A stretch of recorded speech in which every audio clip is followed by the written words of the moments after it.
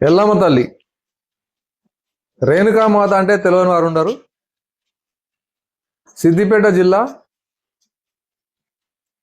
తొగుట మండలం పెదమాసనపల్లిలో గల రేణుకామాత దేవాలయం ఇది. ఈ టెంపుల్ చాలా ప్రతిష్టాత్మకంగా వెలిసిన టెంపుల్ ఇది. మరి మన ఈ సిద్దిపేట ఈ పరిసర ప్రాంతాల్లో చేగుంట ఈ ఏరియాలో అక్కడ కర్నన్పల్లి ఎల్లమ్మ, ఇక్కడ పెదమాసనపల్లి ఎల్లమ్మ చాలా ఫేమస్ అయిన రేణుకామాత ఆలయాలు. ఇక్కడ అనునిత్యం రద్దీగా ఉంటుంది. ఇక్కడ పూజారులు కూడా గౌడ్సే. ప్రతి ఒక్కరూ నెలకి ఒక్కరు చొప్పున గౌడ్స్ ఇండ్లు ఎన్ని ఉన్నాయో అంతమంది ఇక్కడ పూజారులు వ్యవహరిస్తారు, తల్లికి సేవ చేస్తారు. మరి ఇక్కడ హైదరాబాద్ పరిసర ప్రాంతాల నుంచి చాలా జనాలు వస్తారు, భక్తులు. మరి ఈ ఏరియాలో చిన్నప్పుడు ఒక 30-35 ఏళ్ల కింద ప్రతి ఇంట్లో అంటే ఇంచుమించు 70% ఇక్కడ మొక్కి చెల్లించుకునేవారే ఉండేవాళ్ళు. మరి ఇప్పుడైతే బాగా రద్దీ పెరిగింది. ఈ టెంపుల్ కూడా డెవలప్ చేశారు. ఇక్కడ సత్రాలు ఉన్నాయి, వస్తే రాత్రి కూడా ఇక్కడ స్టే చేయవచ్చు. ఇక్కడ నామినల్ గా ఛార్జ్ చేస్తారు. టెంట్ కు సంబంధించిన సామాన్ కానీ, ఇక్కడ బైన్ల వాళ్ళు, డప్పులు, బోనాలు సంబంధించిన సామాన్ మొత్తం ఇక్కడే దొరుకుతుంది. ఇక్కడ దగ్గర ఒక 20 రూమ్ల వరకు ఇక్కడ కట్టారు. మంచిగా బందోబస్తుగానే ఉంటాయి, ఇక్కడ స్టే చేయవచ్చు.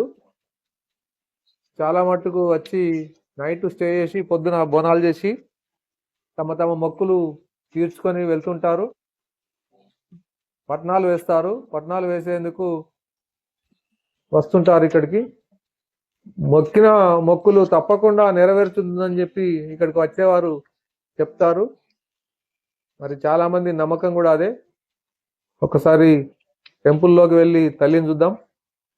రేణుకామాతాకి జై. చాలా గాంభీర్యంగా ఉంటుంది.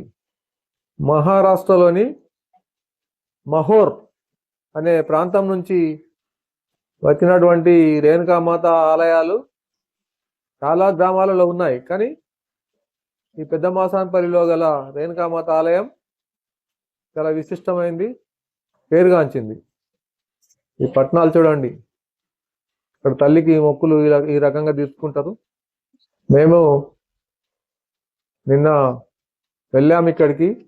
చాలా మహోద్భుతంగా ఉంది, ప్రశాంతంగా కూడా ఉంది, చాలా అలజడిగా ఉంది.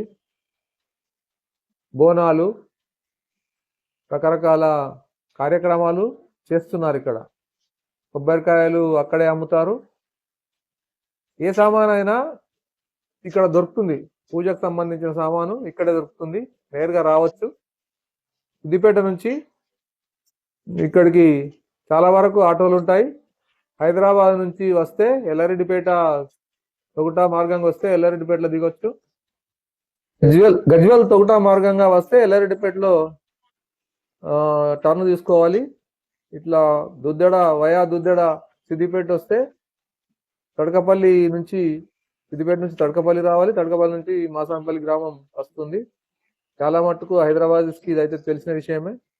తెలియని వారు ఎవరైనా ఉంటే ఈ రకంగా రావచ్చు, వచ్చి తల్లిని దర్శనం చేసుకొని పోవచ్చు. ధన్యవాదాలండి. ఈ విషయం నచ్చితే, ఈ వీడియో నచ్చితే మా వీడియోని లైక్ చేయండి, షేర్ చేయండి, సబ్స్క్రైబ్ చేసుకోండి. ధన్యవాదాలు.